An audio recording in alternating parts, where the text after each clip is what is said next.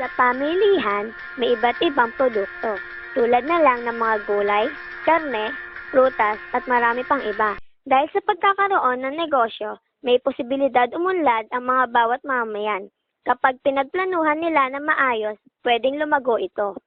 Ngunit, hindi laging maganda ang kinahihinatnan ng pamilihan. Kadalasan, nalulugi din ito kapag hindi mo ito pinatakbo ng maayos. Mga tungkulin na maliit at non-activist na pamahalaan. Tungkulin ng pamahalaan. Una, pagpapanatili ng kapayapaan at pagpapatatag ng bansa. Mga tungkulin na maliit at non-activist na pamahalaan. Tungkulin ng pamahalaan. Una, pagpapanatili ng kapayapaan at pagpapatatag ng bansa. Pagpapanatili ng pamahalaan ng hukbong sandatahan bilang tagapagtanggol ng bansa sa oras ng kaguluhan.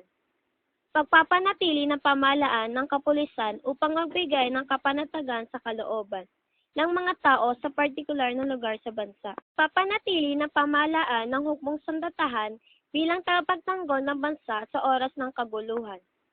Pagpapanatili ng pamahalaan ng kapulisan upang magbigay ng kapanatagan sa kalooban ng mga tao sa partikular na lugar sa bansa. Pangalawa, pagbuo at pagsasakatuparan ng mga patakaran pang-ekonomiya. Pagbuo ng pamahalaan ng mga prinsipyo at alintuntunin upang, una, may taguyod ang ganap ng kompetisyon. Pangalawa, matamo ng pamilyan ang efficient na pagbabahagi ng mga pinagkukunang yaman. Pangatlo, lumaki ang kita ng ekonomiya.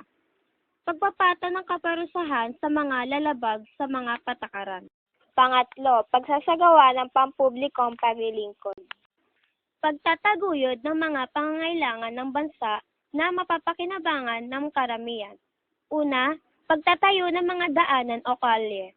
Pangalawa, pagpapalawak ng saklaw at pagpapataas ng kalidad ng edukasyon. Pangatlo, pagpapabuti ng kalagayan ng kalusugan ng mamamayan.